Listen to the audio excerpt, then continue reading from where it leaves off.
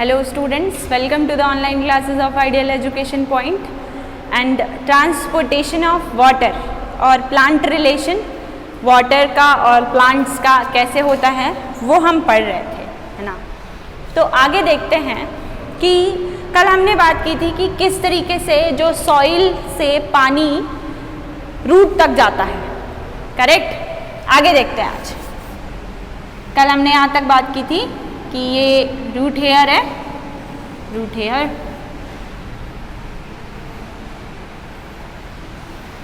and these are root cells. This is the cortex region. Cortex में जो cells present होती हैं उसमें क्या प्रेजेंट होता है, इंटरसेल्यूलर स्पेस, है ना। और फिर यहाँ पे कैस्पेरियन स्ट्रिप प्रेजेंट थी जो कि it is a part of endodermis. इसके अंदर लिग्निन एंड सुबेरिन का डिपोजिशन था और फिर यहाँ पे फिर बाद में जाइलम तक और फ्लोएम तक जो वाटर है वो यहाँ से पहुँच रहा था, ठीक है। तो आगे इसको हम क्लियर करते हैं थोड़ा सा। ये लिग्निन का जो डिपोजिशन है, सुबेरिन का जो डिपोजिशन है, what is the role of it. सबसे पहले हमने बात की ये जो रूट हेयर है basically what is the function of root hair, they increase the absorption surface area. Absorption surface area को इंक्रीज करते हैं तो वाटर जो है यहाँ से यहाँ तक आता है ना। जैसे कि स्मॉल इंटेस्टाइन में थोड़ा सा ह्यूमन फिजियोलॉजी में चलते हैं। Small intestine, okay, small intestine के अंदर क्या होता है, फिंगर लाइक प्रोजेक्शन प्रेजेंट होते हैं जो कि एब्जॉर्प्शन सरफेस एरिया को इंक्रीज करते हैं। तो इसी तरीके से these are also finger like projection which increase the absorption surface area. तो यहाँ से वाटर जो है इधर से इधर की तरफ आ रहा था। क्यों आ रहा था इधर से इधर, क्योंकि इधर सॉल्यूट का जो पोटेंशियल था वो कम था। इधर जो है मिनरल्स को एक्यूमुलेट करती है, रूट जो है वो मिनरल्स को और सॉल्ट्स को एक्यूमुलेट करके रखती है, इकट्ठा करके रखती है ताकि ये जो वाटर है वो इधर से इधर की तरफ मूव कर पाए। फिर उसके बाद यहाँ से यहाँ, यहाँ से यहाँ, इस तरीके से वाटर का जो मूवमेंट था वो हो रहा था। एक तो एपोप्लास्ट मूवमेंट और दूसरा सिम्प्लास्ट मूवमेंट। एपोप्लास्ट मूवमेंट मतलब कि बाहर सेल के बाहर जो वाटर है वो इस तरीके से ट्रैवल करके यहाँ तक पहुँच रहा था, यहाँ पे। और इस वाली सेल में आके जो एपोप्लास्ट मूवमेंट के थ्रू वाटर आया था वो पार्ट बन रहा था सेल के साइटोप्लाज्म का। ओके, तो अब देखो अगर यहाँ पे ये जो सुबेरिन की और लिग्निन का डिपोजिशन है ये बहुत इंपॉर्टेंट है। अगर ये नहीं होता, देखो हम एक सिंपल तरीके से समझते हैं कि अगर मान लो हमको पानी को ऊपर पहुंचाना है किसी पाइपलाइन के थ्रू, तो अगर उसमें पाइपलाइन में लीकेज होंगे तो क्या पानी पूरे प्रेशर से ऊपर की तरफ जाएगा? पानी पूरे प्रेशर की तरफ से ऊपर की तरफ जा पाएगा क्या? सपोज ये एक पाइप है, ठीक है, और इस पाइप, ये जो पाइप है ये एक टैंक से कनेक्टेड है, ठीक है। इस पाइप में यहाँ से ऐसे छोटे छोटे से छेद हैं, ठीक है, या फिर ऐसे समझ लो बहुत सारे छेद हैं, बहुत हर जगह से पानी लीक हो रहा है। तो पानी जब ऊपर की तरफ जाएगा, चाहे हम कितना भी मोटर चला दें, तो क्या पानी अपनी 100% एफिशिएंसी के साथ इकट्ठा हो पाएगा? नहीं हो पाएगा। तो इस वजह से ये जो लीकेज है इसको हमको सील करना बहुत इंपॉर्टेंट है, ठीक है। तो ये जो लिग्निन और सुबेरिन है ये भी क्या है, सील करने का ही काम कर रही है। ओके, यहाँ पे जो ऐसी सेल्स हैं जो जिनको पासेज सेल बोलते हैं उनका होना भी इम्पॉर्टेंट है, क्योंकि अगर पूरा का पूरा सील कर देंगे तो पानी जाएगा कहाँ से, ठीक है ना। तो इस तरीके से यहाँ पे हमने बात की कि किस तरीके से ऑस्मोटिक प्रेशर के थ्रू और डिफ्यूजन के थ्रू जो वाटर है वो यहाँ से यहाँ तक पहुँच पाता है। ओके, अब हमको ये देखना है कि पानी को एक लॉन्ग डिस्टेंस ट्रैवल करना है। छोटे छोटे पेड़ों में, मतलब अगर 2 से 3 फीट या बहुत छोटे जो हर्बेशियस प्लांट्स होते हैं उनके अंदर तो सिंपल इसी प्रोसेस के थ्रू जो है वो पानी डिफ्यूजन और ऑस्मोसिस के थ्रू जा सकता है, ठीक है, क्योंकि ये जनरेट करता है रूट प्रेशर। रूट प्रेशर कैसे क्या होता है देखते हैं सबसे पहले।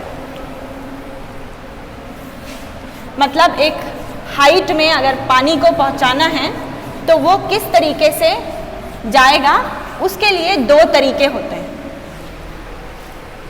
एक तो है पहला number root pressure.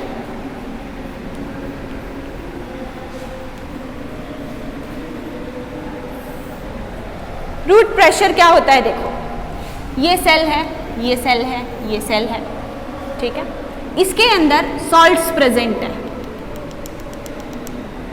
Salts present है तो ये वाटर को एब्जॉर्ब करेगी, ये वाली जो सेल है ये वाटर को एब्जॉर्ब करेगी। वाटर को एब्जॉर्ब करेगी तो ये सेल बिल्कुल कैसी हो जाएगी, टर्जिड हो जाएगी। मतलब अब इसके अंदर मिनरल्स का नंबर भी ज़्यादा है, सॉल्वेंट का नंबर भी ज़्यादा है, तो अब इसके ये जो सेल हो गई वो कैसी हो गई, टर्जिड हो गई, ठीक है।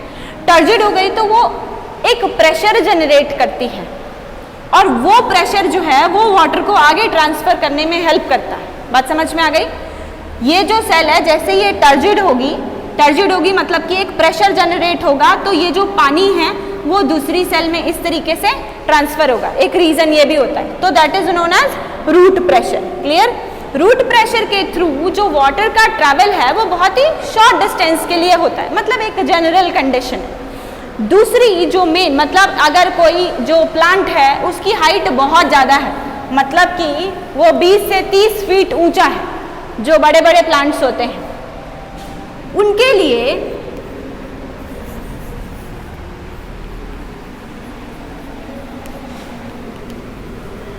जो मेथड है पानी को ऊपर पहुंचाने का, that is transpiration pull.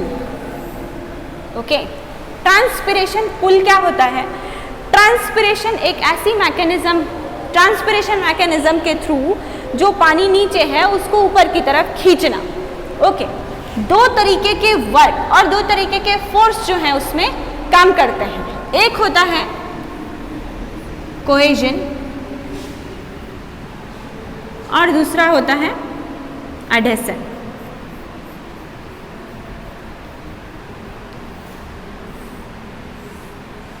Okay, दो तरीके के मैकेनिज्म हैं जो इस ट्रांसपिरेशन पुल को सपोर्ट करते हैं। एक है कोहेजन और दूसरा है एडहेसन। ठीक है, ये क्या है इन टर्म्स को हम समझेंगे। सबसे पहले हम ट्रांसपिरेशन पुल को समझते हैं। ओके, देखो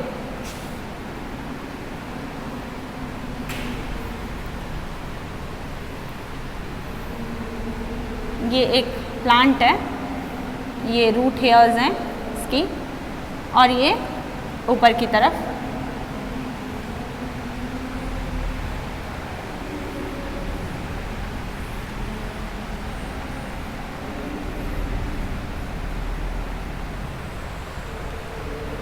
यहाँ पे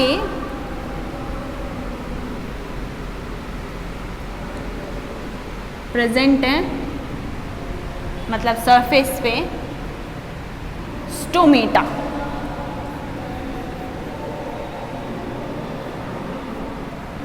stomata, okay. What is the function of stomata? Release excess water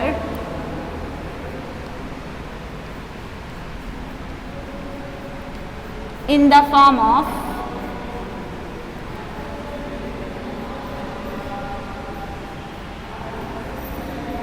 water vapor। ठीक है, transpiration it is a process in which excess water is removed in the environment by the help of stomata।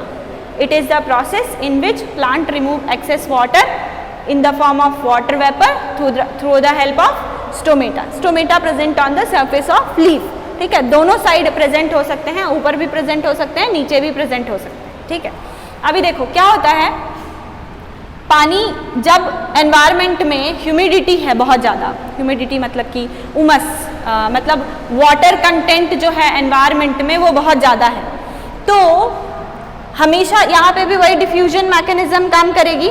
Water environment अगर मतलब water content अगर environment में already ज़्यादा है तो plant से वाटर बाहर कम आएगा, मतलब रेट ऑफ ट्रांसपिरेशन जो है वो कम हो जाएगी। ठीक है, अब देखो बेसिकली यहाँ पे जाइलम प्रेजेंट है।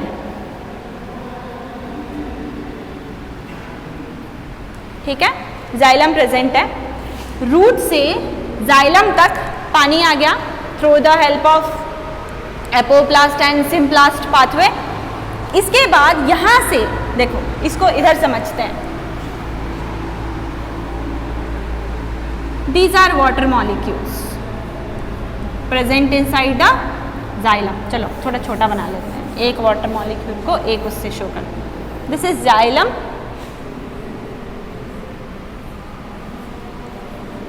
these are H2O molecule, these are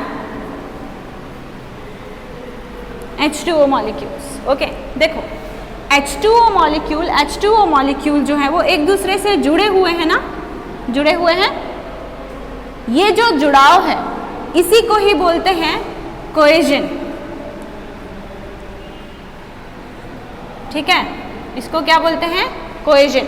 means जब सेम टाइप के मॉलिक्यूल्स जो होते हैं वो एक दूसरे से बाइंड रहते हैं और एक दूसरे को अट्रैक्ट करते हैं, उसको बोलते हैं कोहेजन प्रेशर और कोहेजन फोर्स।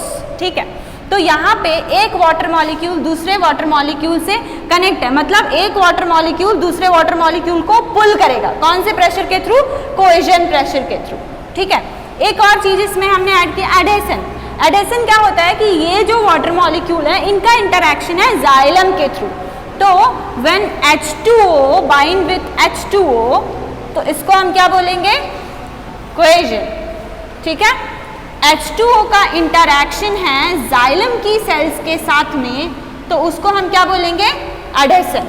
ठीक है, तो ये जो मॉलिक्यूल है, अब देखो ये यहाँ पे लीफ है, एनवायरमेंट में ह्यूमिडिटी ज़्यादा है, ये क्या कर रही है? स्टोमेटा के थ्रू उस पानी को बाहर निकाल रही है।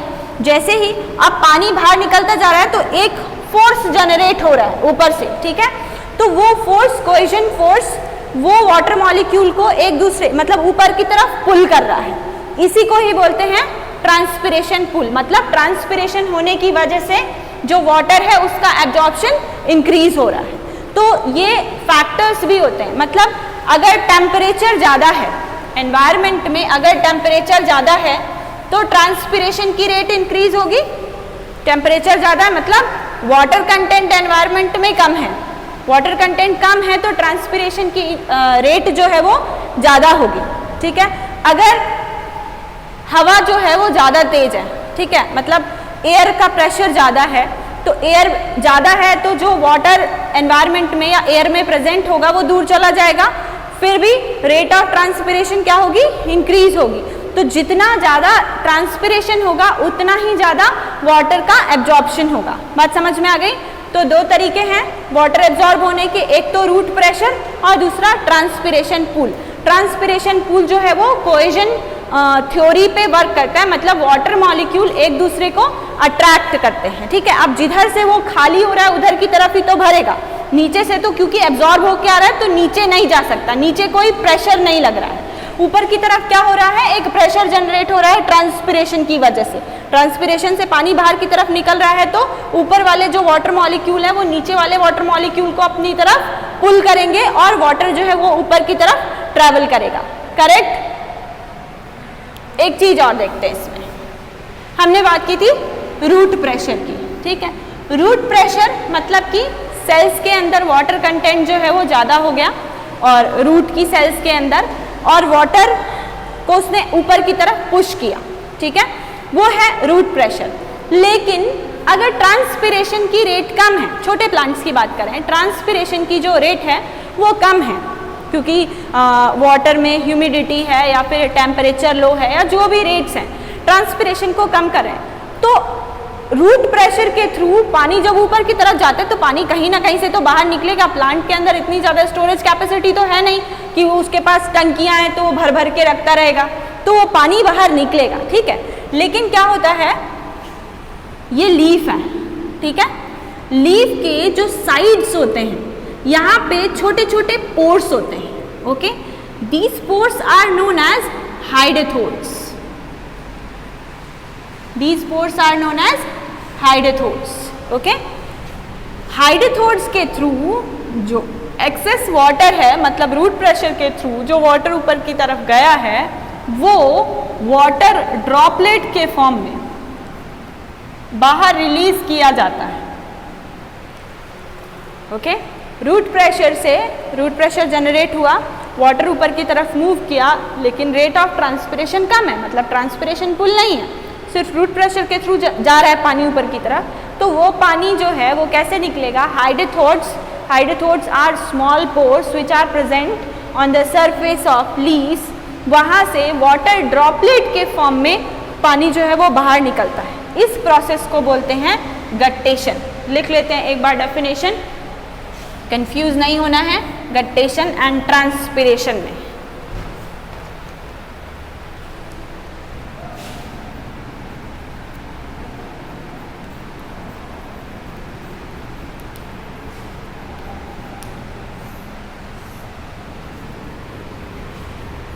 Small pores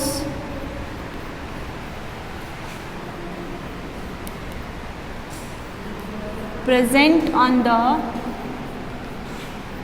sides of leaves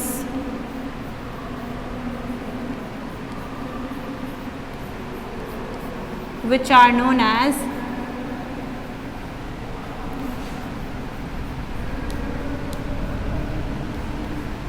hydrothodes.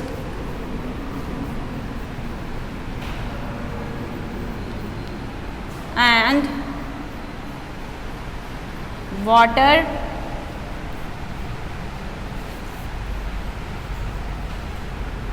released from hydrothodes in the form of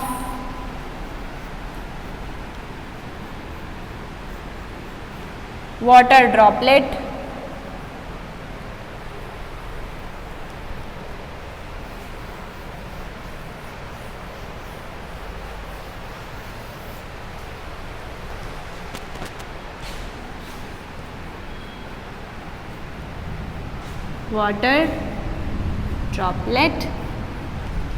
this process is known as guttation.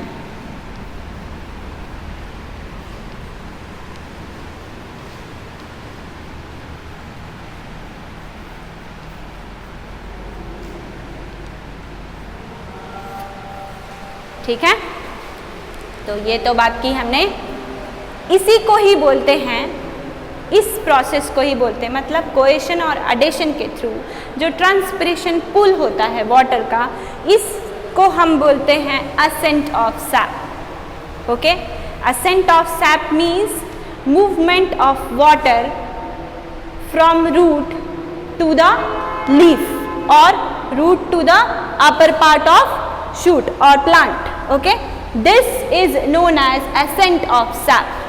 Correct, तो ये हो गया वाटर ट्रांसपोर्टेशन की बात।